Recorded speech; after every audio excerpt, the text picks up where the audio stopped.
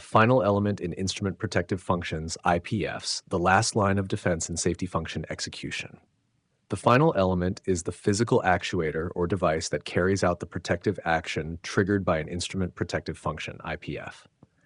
It is the last link in the safety chain and is responsible for bringing the process to a safe state by isolating flow, shutting down equipment, venting pressure, or performing any critical intervention necessary to prevent a hazardous outcome. Because it performs the decisive action, the final element is often the most functionally critical and mechanically vulnerable component in the IPF loop. Its selection, installation, and maintenance directly influence the reliability and response time of the entire safety function. Typical final elements in process applications. Final elements vary depending on the nature of the process and the type of hazard being mitigated. Common examples include emergency shutdown, ESD, valves quickly isolate process flows or equipment during critical events, typically configured to fail closed or fail open based on process risk. Pressure relief or blowdown valves rapidly release excess pressure to flare or vent systems, actuated via solenoids or pilot arrangements in high-integrity services. Motor control breakers or contactors interrupt power to rotating equipment, e.g., pumps, compressors, in response to IPF logic. Trip valves and dump valves, used in batch or reaction systems to remove hazardous inventory upon detection of unsafe conditions. Performance requirements for final elements. To ensure dependable protective action, final elements must meet specific design and operational expectations. Response time within process safety time. The actuation time, from signal to full stroke or shutdown, must be well within the allowable window before hazardous conditions escalate. Fail-safe design philosophy. Final elements must default to a defined safe position upon loss of signal, instrument air, power, or internal failure. The fail position, open, closed, or locked, must be determined by process-specific risk assessments. Reliability and diagnostic coverage. Components should be selected based on proven-in-use data, third-party certification, e.g. IEC 61508, or internal reliability studies. Feedback devices, e.g. limit switches, positioners, are essential for validating stroke completion and detecting partial failure conditions. Installation and environmental considerations. Accessibility for testing and maintenance. Final elements must be located where periodic testing and manual intervention are feasible without introducing safety hazards. Mechanical suitability. Materials of construction must withstand process media, pressure, temperature, and environmental exposure, e.g. outdoor, corrosive, or hazardous areas. Power supply and signal integrity. Actuators must be backed by reliable energy sources, e.g. instrument air, hydraulic systems, or electric power, with redundancy or storage if required. Solenoids and control wiring must be protected from EMI, moisture ingress, and signal degradation. Testing and maintenance requirements. Partial stroke testing, PST. Where foolproof testing is impractical during operation, PST can be used to detect mechanical degradation or valve stiction without process interruption. Proof testing intervals, defined based on failure rates and SIL targets. These tests validate full functionality from logic output to final mechanical action. Failure logging and repair tracking. Any failure to actuate on demand must be investigated, documented, and used to refine reliability assumptions and maintenance strategy. Common failure modes and risk mitigation. Final elements are susceptible to several failure mechanisms. Sticking or jamming, often caused by corrosion, debris, or mechanical wear, mitigated through cleaning, material selection, and periodic cycling. Actuator malfunction. Loss of pressure, broken springs, or seal degradation can prevent movement, addressed through preventive maintenance and redundancy. Signal or power loss. Solenoid coil burnouts, loose connections, or voltage drops can impair actuation, mitigated with diagnostics, alarm monitoring, and dual coils. Conclusion. Final elements define the outcome. The final element determines whether an IPF can succeed in stopping a hazardous scenario before it escalates. Its performance must be as reliable as the data and logic that precede it. Through rigorous selection, precise installation, routine testing, and ongoing verification, Final elements serve as the decisive link in converting detection into protection, delivering the safety action that prevents incidents and preserves plant integrity. Certification and proven in use in IPF implementation. Establishing confidence in device reliability and suitability. In the context of instrument protective functions, IPFs, component reliability must be demonstrable, not assumed. This is achieved through two recognized approaches: formal certification and the proven in use methodology. Both routes provide assurance that a device will perform as intended under defined conditions, support SIL requirements, and contribute accurately to safety calculations such as PFD-AVG and safe failure fraction, SFF. The choice between certification and proven in use evidence depends on device type, industry maturity, and project requirements. Regardless of method, the objective is the same: ensure that each component in the IPF loop has a traceable and justifiable safety performance history. Certified devices, third-party SIL certification. Devices with formal certification, e.g. by TUDA or CSA, are assessed to IEC 61508 standards for hardware reliability, software development processes, diagnostic coverage, and safety lifecycle compliance. Certification confirms that the device can be used in IPFs up to a certain SIL level with clearly defined restrictions and assumptions. Advantages of certification: reduces engineering effort in failure rate data analysis, provides standardized documentation for PFD-AVG and SFF, simplifies SIL verification and regulator acceptance, ensures vendor design processes align with functional safety principles. Considerations: must ensure certification scope matches application, e.g. process conditions, mounting orientation, power supply range. Certification validity may expire or become superseded. Must use current versions and manufacturer guidelines. Proven in use devices, field proven equipment without formal certification. Many legacy or industry standard devices, e.g. certain solenoids, relays, or valve actuators, do not carry SIL certification, but may still qualify for IPF use if sufficient operational history is available. Requirements for proven in use justification: a minimum of 1 million operating hours or 100 device years of exposure under comparable conditions, documented failure history with known failure modes, stable design with no major hardware, firmware, or manufacturing process changes over the evaluated period, consistency with the application environment, e.g. same temperature range, vibration, contamination exposure. Verification method: data may be gathered from internal maintenance systems, industry databases, e.g. ORITA, or peer-reviewed reliability studies. Engineering judgment and functional safety expertise are essential to validate completeness and relevance. Advantages: enables use of well-understood and widely deployed equipment, may be cost-effective when certifying new components is impractical, supports risk-based decisions for brownfield upgrades or phased safety implementation. Application in IPF SIL calculations: whether certified or proven in use, each component's failure rate, diagnostic coverage, and test interval must be used to estimate probability of failure on demand, PFD-AVG, determine hardware fault tolerance requirements, support overall SIL verification through reliability block diagrams or safety lifecycle tools. All supporting documentation, certificates, test records, or usage data must be archived and traceable to specific design assumptions. Conclusion: certification and proven in use are both valid paths to reliability. Establishing trust in IPF components is essential to achieving functional safety. Certified devices offer streamlined assurance and regulatory confidence, while proven in use equipment provides flexibility and practicality, especially for mature systems or retrofit projects. Regardless of path, what matters is documented, data-driven evidence that the device will perform when called upon.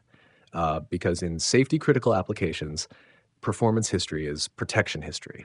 Human-machine interface (HMI) in IPF implementation, enabling operator awareness and action without compromising safety integrity. The human-machine interface, HMI, plays a critical supporting role in the effectiveness of instrument protective functions, IPFs. While IPFs are designed to operate automatically and independently of operator intervention, the HMI ensures that operators are informed of IPF status, trip conditions, and any degraded modes so they can respond appropriately, initiate recovery procedures, or escalate issues as needed. A well-designed HMI provides clear, unambiguous visibility into the safety systems without exposing them to inadvertent interference or accidental disablement. It bridges the gap between automated protection and human situational awareness. Core HMI requirements for IPFs. Status visibility without control access. Operators must be able to see the current state of each IPF, such as active, healthy, bypassed, or tripped, without being able to modify or override protective logic from the standard HMI. Read-only views of logic solver states, sensor health, and final element position promote transparency without compromising integrity. Prioritized and rationalized alarm presentation. IPF-related alarms must be treated as high-priority events and differentiated from process alarms. Alarm messages must be descriptive, include clear root causes, e.g., high-pressure trip ESD valve closed, and guide the operator through required actions. Alarm floods must be avoided through rationalization, suppression, and filtering logic where appropriate.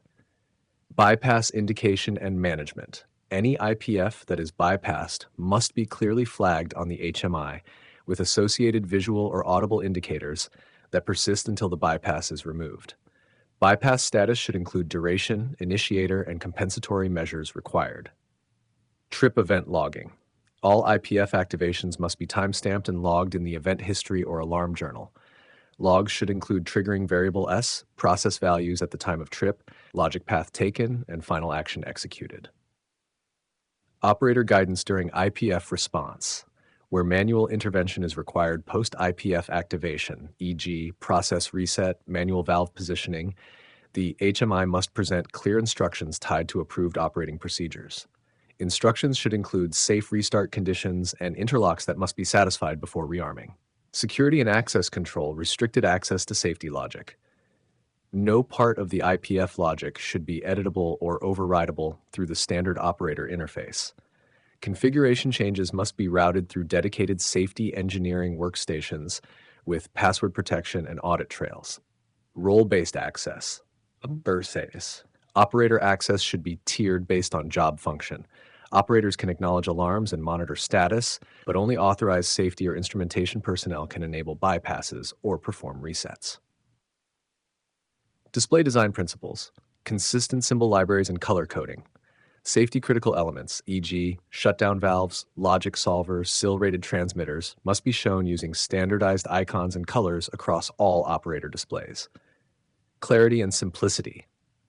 The HMI should avoid clutter or information overload. IPF status should be summarized at the unit level with the ability to drill down into individual loops as needed. Geographic and functional context.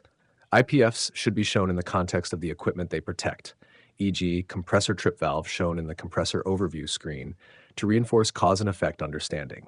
Conclusion: HMI as an enabler of safe operation. While IPFs are autonomous by design, the human-machine interface ensures that operators remain informed, empowered, and aligned with protective functions during critical events. A well-implemented HMI promotes situational awareness, supports safe recovery, and reinforces the role of the operator as a safety partner, without ever compromising the integrity of the protection system. In high-risk environments, clarity, control separation, and communication through the HMI are not conveniences. They are essential safeguards. Maintenance and engineering interface in IPF implementation. Supporting functional integrity without compromising safety. The maintenance and engineering interface is the dedicated access point at which authorized prize personnel interact with Instrument Protective Functions IPFs for calibration, diagnostics, testing, and system updates. Unlike operator-facing human-machine interfaces, HMIs, which are intended for monitoring and awareness, the maintenance and engineering interface allows for active interaction with safety-critical elements, making control, traceability, and security absolutely essential. This interface must provide the necessary tools to uphold the safety integrity of each IPF throughout its operational life, while also preventing unauthorized changes, inadvertent faults, or misconfigurations that could compromise protective performance. Key requirements for maintenance and engineering access. Role-based access control. Only qualified personnel, e.g., instrument engineers, safety system administrators, may access configuration or modification functions. All changes must be protected by user authentication and role-based permissions, with read-write separation enforced. Audit logging and change tracking. Every change made through the engineering interface, such as setpoint adjustment, logic editing, firmware updates, or bypass application, must be timestamped, logged, and traceable to a named user. Logs should be stored securely and reviewed regularly as part of functional safety compliance audits. Configuration locking and validation. Finalized IPF logic and safety parameters must be locked to prevent unintentional edits during routine maintenance. Any modification must go through a Controlled Management of Change (MOC) process with formal revalidation if SIL requirements are impacted. Functional capabilities of the interface. Live diagnostics and health monitoring. Engineers should be able to access real-time device status, diagnostic codes, and fault indicators without disrupting the IPF or triggering spurious alarms. Condition monitoring, e.g. stroke counts, temperature trends, signal quality, helps anticipate degradation and plan maintenance. Proof testing and simulation tools. The interface must support guided proof test execution with automatic result logging. Simulated inputs may be used for logic validation provided they are clearly labeled and segregated from live inputs. Calibration and tuning access. IPF-related transmitters or smart instruments must be configurable via secure tools that ensure calibrated values are stored, documented, and validated against design tolerances. Firmware and software updates. Any firmware or logic changes to safety-related devices must be version controlled and executed under tightly controlled conditions, including compatibility checks and rollback options. Segregation from non-safety systems. Dedicated engineering workstations. IPF configuration should not be accessible through general-purpose BPCS or plant historian systems. A dedicated safety workstation with appropriate safety lifecycle tools must be used. Isolated communication paths. Engineering connections, e.g. for logic solvers or field devices, must be physically or logically isolated from unsecured networks to prevent cybersecurity threats or cross-system interference. Support for lifecycle compliance, data backup and redundancy. All configuration data, safety logic, and event logs must be regularly backed up and stored in compliance with safety lifecycle documentation practices. Maintenance scheduling and notifications.